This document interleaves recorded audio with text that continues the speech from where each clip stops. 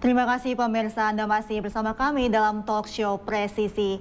Kita akan melanjutkan perbincangan kita bersama dengan Brigadir AK dan Bribka Sandi mengenai sekolah menengah kejurusan yang Anda bangun, begitu ya. Kalau boleh dijelaskan secara detail, tadi juga sempat sudah dijelaskan sedikit, mengenai konsentrasi yang ada di sekolah itu ada apa aja, Pak AK? Silakan Bapak.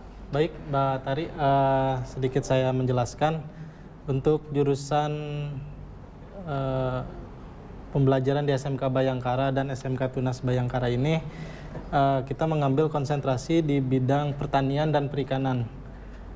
Lebih khususnya lagi jurusan tersebut yaitu agribisnis pengolahan hasil perikanan dan agribisnis pengalihan hasil pertanian. Baik, kalau dengan Pak Sandi bagaimana? Apakah konsentrasi di sekolah Anda sama dengan sekolah Pak Aka? Baik, Mbak.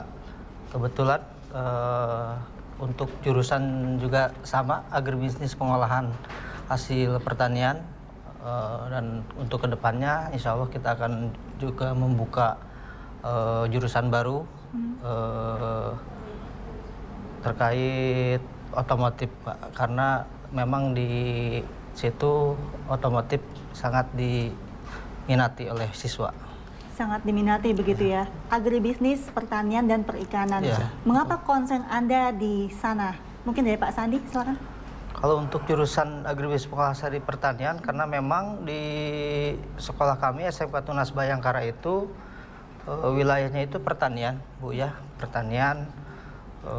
Dan memang pengolahan hasil pertanian itu di wilayah Sukabumi itu, Bu ya, terkenal dengan adanya mochi, lampion ataupun kaswari. Jadi kami membuka itu supaya bisa siswa-siswa kami bisa berwirausaha, bisa melakukan PKL di tempat usaha tersebut dan bisa melakukan usaha itu.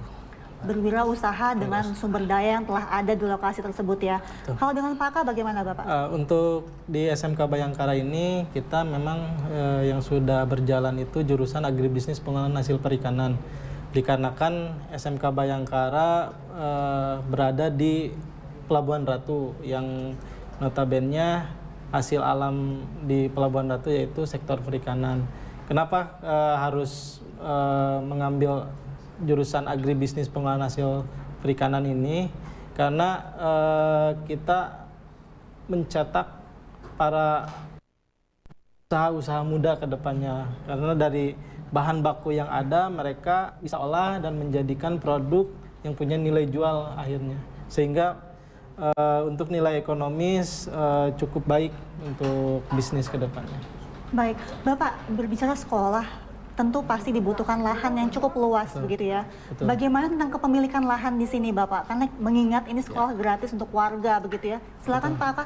Kalau untuk di SMK Bayangkara, berdirinya SMK Bayangkara itu di lahan, ya saya membeli lahan tersebut dari nenek saya dan saya jadikan lembaga sekolah di tempat tersebut. Ya, alhamdulillah dari mulai perintisan dari 2017 sampai saat ini bisa berjalan dengan lancar sekolah tersebut. Berapa luas lahan yang Pak Aka miliki saat ini? Untuk lahan yang kita miliki untuk saat ini kurang lebih hampir setengah hektar, 5.000 meter persegi. Lalu untuk pembangunan gedung dan mungkin biaya operasional Bapak untuk menghidupi sekolah tersebut? Ya. Untuk operasional, waktu pendirian memang kita sangat keteter karena belum ada bantuan dari pemerintah, sehingga penuh dari operasional tersebut kita keluarkan, mau itu dari gaji ataupun yang lainnya, kita secara pribadi intinya. Akan tetapi sekarang berhubung SMK Bayangkara sudah terdaftar secara kedinasan, kita mendapatkan ada yang namanya bantuan operasional sekolah, sehingga bantuan tersebut bisa membantu untuk operasional sekolah SMK Bayangkara ke depannya gitu. Baik, mendengar tadi Pak Aka harus membeli lahan begitu ya Pak Sandi. Kalau dengan Pak Sandi sendiri bagaimana tentang lahan, kepemilikan lahan yang ada di SMK Tunas Bayangkara? Baik Pak, kalau untuk kepemilikan lahan di SMK Tunas Bayangkara, kebetulan itu merupakan warisan Mbak ya, warisan dari almarhum kedua orang tua. Beliau dulu berpesan,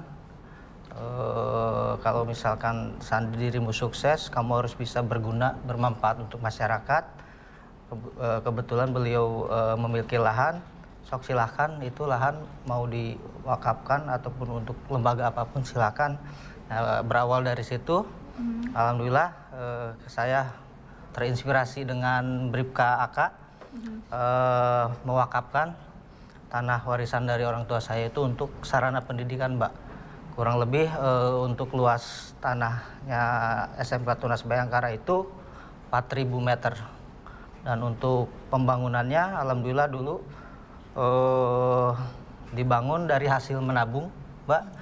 Selama 15 tahun sepanjang saya menjadi seorang polisi. Dulu saya masuk polisi tahun 2008 dan tahun 2022 alhamdulillah bisa terrealisasikan untuk membangun sebuah lembaga pendidikan amanat dari orang tua ibu. Untuk pembangunannya dari tabungan itu bisa membangun 2 ruang kelas dan alhamdulillah itu dibantu oleh warga masyarakat binaan, juga warga masyarakat di sekitar kampung di lokasi sekolah, didukung oleh tokoh masyarakat, tokoh agama juga, dan alhamdulillah semua pihak mendukung sampai terbangun 2 ruang kelas. Dan alhamdulillah juga kami dibantu juga oleh pimpinan kami waktu itu Bapak Kapolda Jawa Barat, Bapak Irjen Pol Suntana. Beliau membantu untuk membangun 2 ruang kelas baru, Bu. Alhamdulillah sekarang dengan 2 angkatan ini sudah ada 4 kelas sehingga kegiatan belajar mengajar di Sekolah SMK Tunas Bayangkara bisa berjalan. Bisa berjalan hingga kini begitu Bapak ya. Tadi juga Bapak menjelaskan bahwa ini sekolah yang didirikan untuk warga sekitar, gratis untuk anak yatim, piatu dan kurang mampu. Bahkan untuk anak-anak yang putus sekolah juga bisa melanjutkan di sekolah Bayangkara tersebut. Apakah ada perbedaan dari proses administrasi atau persyaratan untuk mendaftar ke sekolah tersebut bagi anak yang kurang mampu dan putus sekolah? Silakan, Pak. Jadi gini, Mbak Tari, kalau untuk prosedur pendaftaran sama dengan siswa reguler. Kalau bedanya mungkin ketika siswa yang putus sekolah ini ada jeda waktu mereka tidak melanjutkan 1 sampai 2 tahun. Ya, ketika 1 dengan 2 tahun ini masih ada kesempatan bisa mendaftar sekolah secara reguler. Untuk sistem mungkin masih bisa dimasukkan secara data Dapkodik ya. Dan memang ini salah satu program pemerintah juga wajib belajar 12 tahun dan program prioritas Bapak Kapolri untuk Indonesia Emas, bahwa kita harus bisa membantu dan memfasilitasi hadirnya kita SMK Bayangkara dan SMK Tunas Bayangkara ini sehingga memfasilitasi bagi siswa yang kurang mampu, anak yatim, atau memang yang sebelumnya putus sekolah. Ya, bagaimana caranya kehadiran kita di tengah-tengah masyarakat bisa memberikan dampak yang positif. Baik, tadi kan juga Anda mengatakan bahwa mungkin dalam kurun waktu tidak mencapai 5 tahun begitu ya. Ya, 5 tahun, 6 tahun begitu ya baru mendirikan sekolah ini. Sudah ada sekitar 80 lebih siswa di sekolah Anda. Dan apakah hasil yang dirasakan itu seperti apa Pak bentuknya? Apakah dari siswa sudah masuk ke universitas atau bagaimana? Ya. Silakan Pak Aka. Kalau untuk ke tahap tersebut memang kita belum bisa memfasilitasi sampai ke perguruan tinggi. Akan tetapi setidaknya dengan adanya SMK Bayangkara maupun SMK Tunas Bayangkara, kita dapat memberikan kesempatan bagi para generasi penerus bangsa ini bisa punya mental untuk untuk bersaing di kemudian hari, sehingga bagi mereka punya kesempatan berwirausaha karena ilmu yang mereka pelajari bisa membantu mereka ke depannya. Apakah sudah ada hasilnya Bapak dari siswa yang telah lulus? Bentuk wirausaha apa yang telah didirikan? Kalau untuk yang sekarang kita sudah lakukan, kita memang dari hasil pengelolaan hasil perikanan ini, para siswa atau alumni sudah bisa membuat produk-produk makanan. Contoh kecilnya dari ikan kita bisa olah menjadi bakso ikan, dari ikan pun kita bisa menjadikan nugget, dan banyak makanan-makanan sampai dari ikan kita bisa menjadikan kue gitu. Memang jarang ada makanan bahan baku dari ikan menjadi kue, tapi memang sudah kita lakukan, dan alhamdulillah dari segi rasa kita bisa mempertanggungjawabkannya secara rasa. Baik, jadi sudah terbukti begitu ya Bapak ya. Lalu dengan Pak Sandi bagaimana Bapak untuk di SMK Tunas Bayangkara? Apakah dari para siswa itu sudah ada yang melanjutkan pendidikan penjenjang universitas atau mungkin langsung berwirausaha begitu? Baik Mbak, kebetulan SMK Tunas Bayangkara itu baru 2 tahun berdiri ya Ibu, belum ada lulusannya. Tapi mereka sudah kita ajarkan untuk berwirausaha. Di sekolah-sekolah kami itu ada wirausaha-usaha kecil-kecilan Mbak, yang dikelola langsung oleh siswa, supaya siswa nanti sudah selesai itu selain bisa melanjutkan sekolah, bisa berusaha melaksanakan kegiatan usaha tersebut. Kena itu Mbak. Lalu kan ini SMK begitu ya. Kenapa kalian berdua itu concern di SMK? Tidak ada yang mendirikan SD mungkin? Apakah memang dilihat dari sumber daya manusia yang di lokasi setempat itu memang lebih banyak kisaran usia 15 hingga 17 tahun? Baik Mbak Tari, saya coba jelaskan. Memang sebetulnya di level manapun kita punya kesempatan untuk mau buka sekolah dasar, sekolah menengah pertama, atau yang lainnya. Kita memang masih ada kesempatan, akan tetapi untuk kebutuhan yang saya lihat di lingkungan, ternyata yang putus sekolah itu di jenjang sekolah menengah atas ini atau sederajat ini. Ya, maka dari itu kita selamatkan para generasi penerus bangsa ini dengan level SMK ini. Karena kenapa harus kita selamatkan? Ya mungkin ketika seseorang sudah menempuh tingkatan sekolah SLTA sederajat ini, SMK ini, ya dia suatu saat bisa melanjutkan ke tahapan, ya mau itu ke perguruan tinggi atau universitas-universitas lainnya. Jadi kita menjamin orang tersebut ke depannya bisa bersaing dengan yang lainnya gitu. Baik, kalau dengan Pak Sandi apakah memiliki alasan yang serupa atau bagaimana Bapak?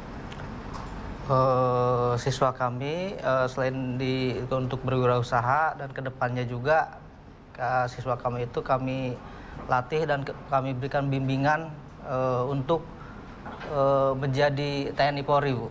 Jadi TNI Polri atau abdi negara. Karena alhamdulillah siswa-siswa kami itu sewaktu kemarin ada 17 Agustus gitu Bu ya, mereka jadi anggota Paskibra, kita berikan dasar-dasar ya supaya ke depan bisa menjadi TNI Polri selanjutnya. Tentu kedua program sekolah ini akan mendapatkan apresiasi dari berbagai pihak ya Bapak ya. Mungkin dari warga, dari Kapolres, bahkan Kapolda Jawa Barat juga mendukung dua program ini. Bagaimana perasaan Anda? Silakan Pak Sandi. Siap. Alhamdulillah Ibu ya, selama saya selaku Babin Kamtibmas menjabat Babin Kamtibmas sudah 12 tahun Bu ya. Alhamdulillah apresiasi dari pimpinan itu sudah sangat luar biasa. Terutama untuk pendirian sekolah ini Ibu ya, sampai pemberian bantuan-bantuan juga sudah, dan kami mengucapkan terima kasih. Silakan Pak. Baik, untuk hal tersebut ya saya sangat berterima kasih yang utamanya kepada pimpinan langsung Bapak Kapolres Sukabumi AKBP Maruli Pardede, dan Kapolres sebelumnya AKBP Dedi Darmawansyah.